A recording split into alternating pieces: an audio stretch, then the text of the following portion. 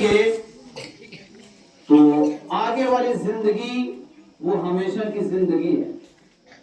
اصل چیز دنیا میں ہمارا زندہ رہنا یہ کوئی معنی نہیں رکھتا ہے، لیکن اگر ہمارا ایمان محفوظ ہے، عملی اعتبار سے ہم اگر کمزور ہیں، پھر بھی ہمیں یہ امید ہے کہ اللہ رب العزت اپنے حبیب کے صدقے میں ہماری بخشش فرما دے گا. یہ پرفتن دور ہے. آج سے 1450 سال قبل نبی کریم صلی اللہ تعالی علیہ وسلم نے مدینے کے قلعوں پر چڑھ کر ارشاد فرمایا تھا، اے میرے صحابہ تم وہ دیکھ رہے ہو جو میں دیکھ رہا ہوں. صحابہ نے عرض کیا تھا، یا رسول اللہ آپ ہی اس کی وضاحت فرما دیں. کہا کہ میں تمہارے گھروں کی خالی جگہوں میں فتنے ایسے گرتے ہوئے دیکھ رہا ہوں جیسے بارش کے قطرات گرتے ہیں. مسلم شریف کے اندر یہ موجود ہے. اور نبی کریم صلی اللہ تعالی علیہ وسلم نے اپنی امت کو باخبر کرتے ہوئے آج سے 1450 سال قبل ارشاد فرمایا تھا، اے میرے صحابہ میری امت 73 فرقوں میں تقسیم ہو جائے گی. یہاں تک کہ جو قومیں بنی اسرائیل پر جو وبال آیا ہے وہ اس قوم پر بھی آئے گا. یہاں تک کہ اگر قومیں بنی اسرائیل میں کسی نے اپنی ماں کے ساتھ اعلانیہ زنا کیا ہوگا تو میری امت میں وہ ہوگا جو یہ کام کرے گا. فرمایا کہ بنی اسرائیل 72 فرقوں میں تقسیم ہوئی ہے تو میری امت 73 پر ہوگی. صحابہ نے عرض کیا، یا رسول اللہ وہ جماعت کون سی ہے جو حق و صداقت والی ہے، جو جنتی جماعت ہے؟ ایسی کون ایک جماعت ہے جو راہ راست پر ہے، جو جنتی ہے؟ حضور نے فرمایا تھا، ما انا علیہ و اصحابہ، جس پر میں ہوں اور میرے صحابہ ہیں وہی جماعت جنتی ہے. جس کے بارے میں مرقات المفاتیح کے اندر علامہ مولا علی قاری نے ارشاد فرمایا، لا شک ولا ریب انہم ہم اہل سنت والجماعہ، کہ اس میں کوئی شک اور شبہ نہیں ہے، وہ جماعت اہل سنت و جماعت کی ہے.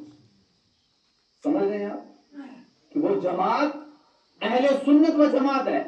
لیکن میرے عزیزو یہ نام اہل سنت و جماعت باطل فرقوں سے امتیاز کے لیے تھا، یہ ایک ہماری پہچان تھی.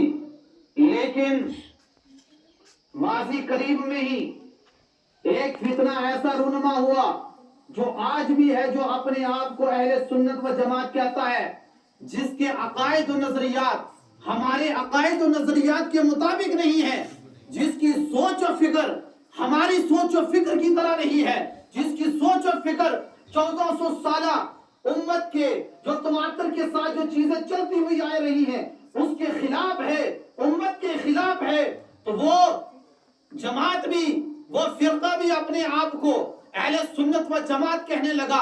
تو ایسے دور میں، ایسے پرفتن دور میں جس ذات نے ہمارے ایمان کی حفاظت کی، ہمارے عقائد کی حفاظت کی، وہ ذات امام احمد رضا خان فاضل بریلوی کی تھی. اسی بنا پر آج اس دنیا میں ہم اپنے آپ کو اس وقت میں موجودہ حال میں اپنے آپ کو ہم کہتے ہیں کہ ہم اہل سنت و جماعت حنفی بریلوی ہیں. ہم بریلوی ہیں اس لیے کہ اس پرفتن دور میں جس ذات نے ہمارے عقائد کی حفاظت کی ہے، جس ذات نے ہمارے ایمان کی حفاظت کی ہے، جس ذات نے معمولات اہل سنت و جماعت کی حفاظت کی ہے، وہ ذات امام احمد رضا خان فاضل بریلوی ہے. نعرے تکبیر، اللہ اکبر، رسالت یا رسول اللہ کے اعلی حضرت زندہ باد، اولیاء کرام زندہ باد.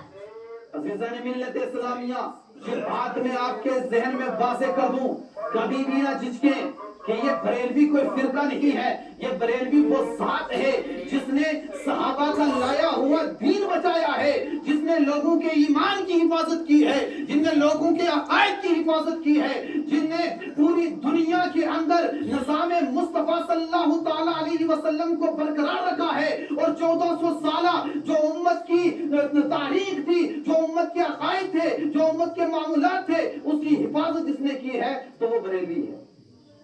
وہ امام احمد رضا کی ذات ہے جو بریلوی کے اندر ہے. آج پوری دنیا میں آپ کہیں بھی چلے جائیں، اگر آپ غوث اعظم کی فاتحہ کرتے ہیں، اگر آپ غوث اعظم کا جلسہ کرتے ہیں، لوگ آپ کو دور سے کیا دیں گے کہ یہ بریلوی ہے. کیوں؟ اس لیے کہ نیاز، معاملات اہل سنت، ختمات اور لوگوں کے جو عقائد کی حفاظت کی ہے تو وہ امام احمد رضا خان فاضل بریلوی کی ذات ہے. اس لیے ہم فخر کے ساتھ کہتے ہیں کہ ہم بریلوی ہیں. ہم وہ ہیں، ہمارا نظریہ وہ ہے، ہمارا عقیدہ وہ ہے جو امام احمد رضا خان فاضل بریلوی کا تھا. ہم اسی تعلیمات کو آگے بڑھاتے ہیں، اسی فکر کو آگے بڑھاتے ہیں جو امام احمد رضا خان فاضل بریلوی کی فکر تھی. یہ میری باتیں ہو گئی بنیادی آپ کے سامنے.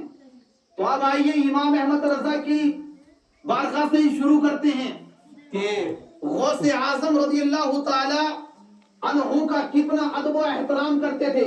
فرماتے ہیں اعلیٰ حضرت، وہاں آج ہم سے پوچھا جائے کہ کیا غوث اعظم سے ہم محبت کرتے ہیں تو ہم فوراً کہیں گے محبت کرتے ہیں، لیکن غوث اعظم کی فکر پر نہیں چلتے ہیں. غوث اعظم کے لائے ہوئے نظام کے مطابق ہم نہیں چلتے ہیں. غوث اعظم کی خدمات کے مطابق ہماری خدمات نہیں ہے، اس کے اعتبار سے نہیں چلتے ہیں. لیکن امام احمد رضا پر جب غوث اعظم کا عشق حاوی ہو گیا تو کہا کہ جب غوث اعظم کو اللہ رب العزت نے عروج و ارتقاء عطا فرمایا تھا تو اس وقت تمام اولیاء کرام کے جھرمٹنے میں آپ نے یہ جملہ کہا تھا قدمی حاضی علی رقبتی کلی ولی اللہ، کہ میرا یہ قدم تمام اولیاء اللہ کی گردنوں پر ہے. تو جب غوث اعظم کی بارگاہ میں امام احمد رضا نے اپنی گردن کو پیش کیا تو پھر یہ کہا کہ اے غوث اعظم، تجھ سے در سے سگ سے ہے مجھ کو نسبت. کیا کہا کہ تجھ سے در سے سگ سے ہے مجھ کو نسبت، میری بھی گردن میں دور کا ڈورا ہے تیرا. اگرچہ ہمارے اور آپ کے زمانے میں بڑا فرق ہے، بہت عرصہ گزر گیا، اس کے بعد میں پیدا ہوا ہوں، لیکن یہ امام احمد رضا وہ جو آپ کا فرمان تھا خلاق کائنات نے اسے قیامت تک باقی رکھنا ہے. تو یہ غلام بھی کہتا ہے کہ اے غوث اعظم، آپ کا وہ فرمان قدمی حاضی علی رقبتی کلی ولی اللہ